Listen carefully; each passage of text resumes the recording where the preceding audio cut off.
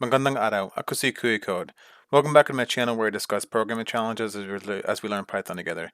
Today we're doing a special challenge in the set subdomain called the Captain's Room, as you can see here. The main purpose of this video is to show how not all solutions are equal. So before we get started on the problem, I'm going to talk about something called Big O notation. So we do have a chart here. So Big O notation tells us how the runtime of our code grows as the size of the input grows. So these are all the different options. The red ones are obviously bad, the green ones are good. So for example, if we loop through an array of size n, that's linear time, which is generally down here in this yellow section, because the number of iterations that we go through grows at the same rate as the size of the array. But if we have a nested loop that are the same length, that's quadratic, which is n squared, which is right here. That's because if you're going through the entire list of, let's say, 10 numbers, for every 10 numbers, 10 times 10 is 100, just like 10 to the power of 2 is 100. So I can actually show you a chart here. I'm going to write this down. So these are all the options for big notation based off of the chart that I showed. So first we have, I will do it like this. Actually, I can just copy and paste what I have here. So first this is n factorial, which is the worst.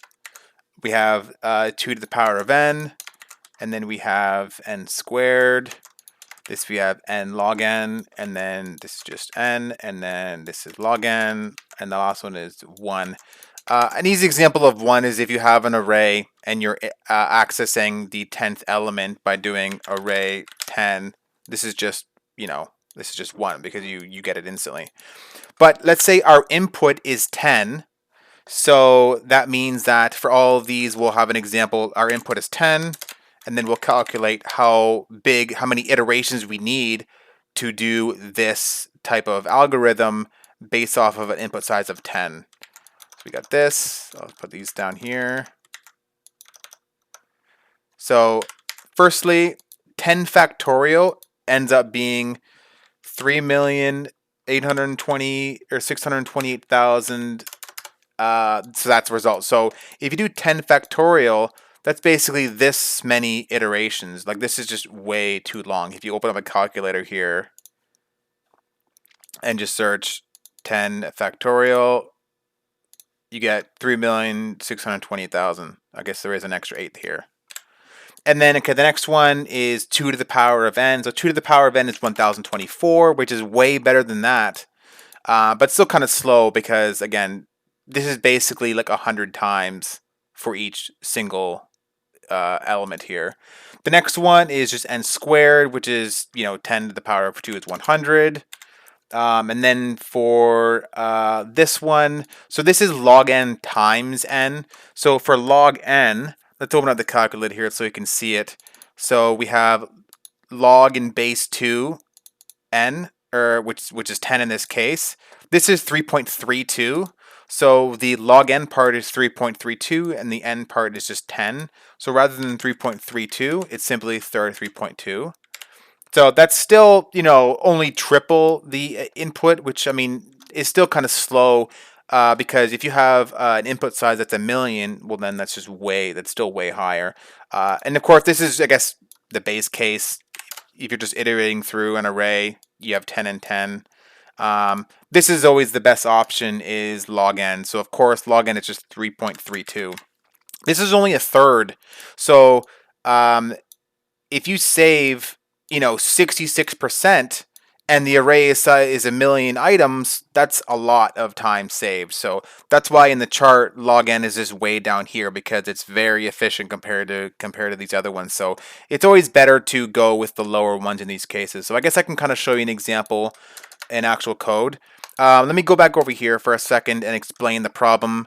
So basically you have an array of numbers. Each number represents a hotel room, and this is how many different numbers there are. So for example, each number in here is repeated 5 times, except for one number. This is an example of number 8 is only repeated once. All these other numbers are repeated 5 times. So you have to go through and figure out which number is the number that's only repeated one time. So as the explanation, list of rooms contains 31 elements. K is size 5. There must be 6 groups of families in the given list. All the numbers are repeated 5 times except for room number 8. So the captain is in room number 8. So I can show you an example of a bad algorithm for that. So let's say here we have K is, I'll just make my own example. K is 3. Nums is our rooms, so that would be 1, 2, 3. I'll just make it easier to do it like this: 1, 2, 3, 1, 2, 3, 1, 2, 3, comma, and then 6. So in this case, all the numbers are repeated once except for the 6. And now we got to do some type of algorithm to figure this out. So my first thought is you can turn this into a set. So let's say A equals set of nums. Of course, we're going to use set because this is the set subdomain. So we turn this into a set of nums, and if you print that, then you simply have all the duplicates, or sorry, all the it removes all the duplicates, so you have these. These are the unique ones. And now what we can do is, because this is an array, what we can do is call a function or a method called count for the numbers. So for example, if I type a.count, how many 2's are there? What did I do wrong? Oh, that's, oopsie, that's a set. We need it for the array or the list. So, okay, it gave me a 3 because there's 3 2's. And if I put in 6, then, okay, there's only 1 6. So that actually, works. It's just that we don't know what number this is, so we can't actually hard code it like that. So instead, we're going to put X. And what we're going to do is make a list comprehension here instead. So result equals list comprehension. Our output is the first parameter. We'll put in a tuple. So the tuple will be, the first value will be the actual number that we're looking for. And the second parameter will be this, because this is going to show how many of that number exists. So this is our output. And then what we can do is for X in set nums. And this is basically to say that for, pretend this is like this, because as we mentioned, this is 1, 2, 3, 6. So for every number in the set, we're going to scan the original list and check or count how many of that number exists. So the first one is 1. We'll scan through this. How many 1's are there? Next, how many 2's are there? Next, how many 3's are there? And next, how many 4's are, or how many 6's there are? So if you print out result, this is just going to give us an array of tuples, and it's going to give us the information that we're looking for. So as you can see, there's 3 1's, 3 2's, 3 3's, and there's 6, or there's 1 6. So now that we have that, what we can do is just sort this. So we'll do sorted. We'll pass in the result. We'll pass in the, we'll actually reverse. As you can see, there's a parameter here called reverse. So reverse equals true. And this is going to just sort it. So if we just print that out now it's sorted. Because it's based off of, obviously it sorts it based off of the highest first.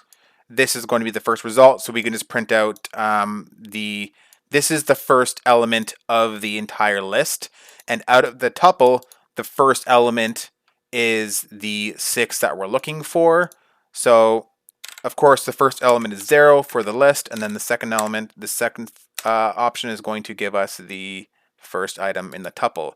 So if we do that, that's going to give us exactly the 6 that we need. So if we go over to Hackerrank here, we'll go ahead and run this code. So that did give us the 8 that we want, but this is the problem. It's slow. That one already failed.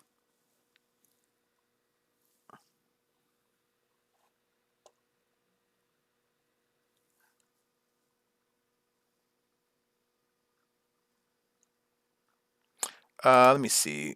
Yeah, so it's saying that it failed because we ran out of time. Hackerrank always, not always, but in a lot of cases, they have a time limit on your program to let you know if it's too slow. And of course, if it's too slow, that just means that there's a better solution. You need to think of ways to make it quicker.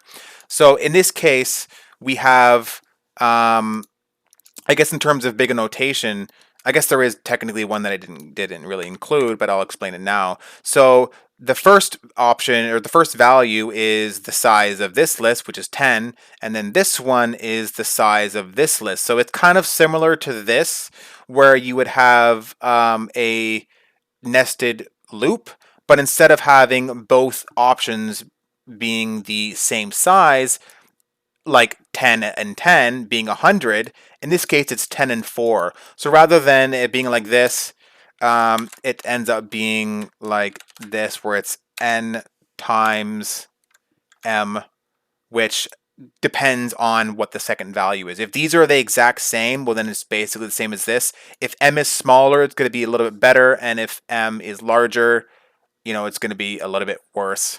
Which I think if n is larger, it would still technically be better.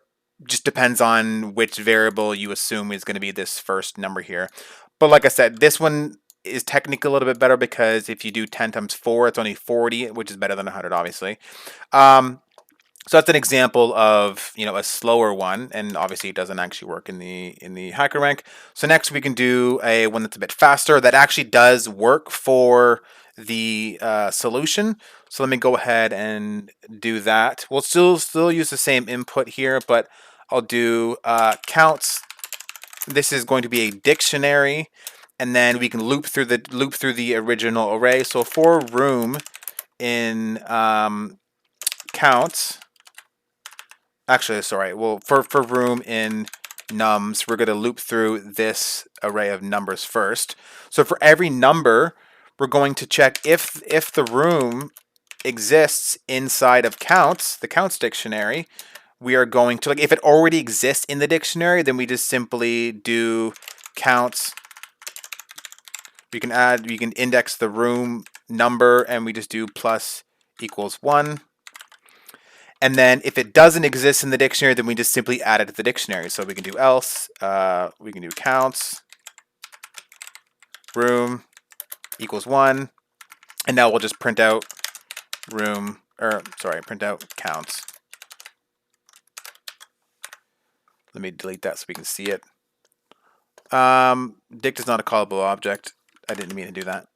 We got to do the variable. So now this gives us the same result, where you have 1 and 1, 2 and 1, 3 and 1, and 6 and 1. So it looks like I just made a typo. This is supposed to be in counts instead of is. Oops, where did that go? We'll close this, run it again. Right, so now for 1, there's 3 of them. There's 3 2s, there's 3 6s, there's 6 1s. And now we can just loop through it again to actually try to find the one that only has a value of 1. So for room and count inside of counts.items, if count equals 1, then we can just simply print out room and then break, because we already found the answer. Don't need that semicolon there. And that should give us 6, and it does. So we'll just copy and paste this, put this in here. I think that should be it. We'll go ahead and run that. That worked. We'll go ahead and submit this. So this did work. There is a way that's a bit easier, and the reason being is because it's not because the other method is any faster, but it's because in this case you're storing all the variables for all the different numbers that you don't necessarily need to do. So it'll be a bit better on memory, because generally with big notation, one part of it is how fast it runs. You have a given input, and you're trying to figure out how, like, the effective output speed, which is like from 10 to 100. But then there's also the memory. So if you have a variable inside of a loop and it loops a million times, you're making a million variables, and then ends up being way more on memory. So there are other ways to make it so you don't actually have variables inside of loops, and then it's just better on memory. So we can do that in a different way. One other quick thing is something else I can do to make it easier. So from collections import counter, And then we can just simply, rather than doing it like this, we can do counter, put in nums, and then I can literally delete this. This returns a dictionary, and it does the same thing. If you run it again, I think I spelled that wrong. I needed an S. And it still gave us the same result. So this still works. It just looks a bit nicer because this is already, done for us. And now for the explanation of the one that's a bit better on the memory. So we'll still have the same loop here. But one thing I want to explain, so I'll make a new example array here. And I will copy this. And we'll do it like that. And if you actually sum all the numbers in here, what you get is 24. And if you sum all of these numbers, you get 36. And the reason why I did it like this, because this says that every number is repeated 3 times. So I made an array where every number is repeated 3 times. Of course, like the captain's room, you normally wouldn't do this, but we can actually do the math to calculate the difference between these two. So if you do 36 minus 24, then you get 12, which is the same as basically, imagine if it's like this. All you have is 12. But the trick is here that 3, which is the size of k, minus 1 is 2. Oops, minus 1 equals 2. And then this sums to 12, and 12 divided by 2 equals 6, which is the answer that we're looking for.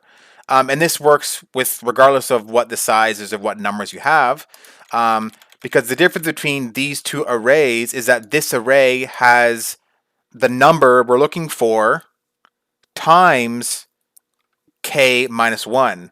So what we'll do is we'll just print. Don't really need that anymore. I don't think. We'll just actually make unique set of nums. Because this is going to be something like that, as I mentioned.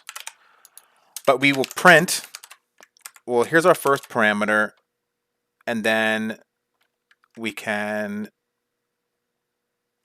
divide it by a second parameter.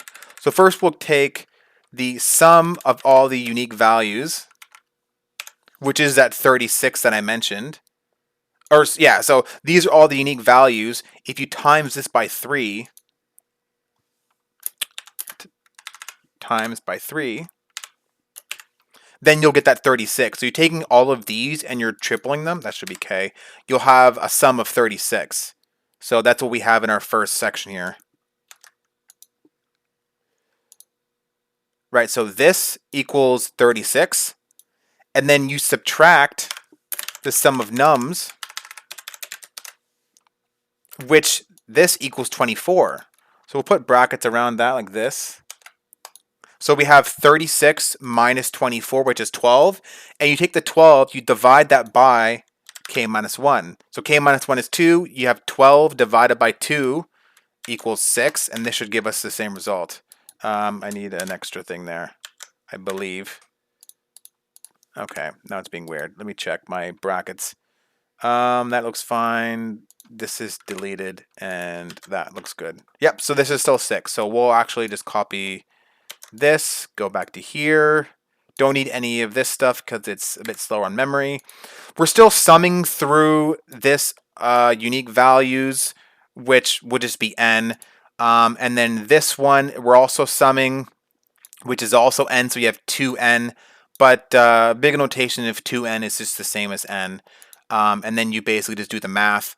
I guess we have 1 in memory, or technically 2 in memory, because, well, I guess technically there's 3 in memory because this is being saved, this is being saved, and that's being saved. But we're not doing any variable allocations inside of a loop. So memory is always 1. And then you just do the math, which is you're looping twice, which is still n. So that should be fine. We'll go ahead and run that. And we'll go and submit that. And of course, it gives us the exact same result, but it's just a bit better on memory. So that's it for this video. If you found this video helpful, please like and subscribe for more coding challenges. Let me know in the comments if you have any questions or suggestions for future videos. See you next time on Kuya Go. Paalam.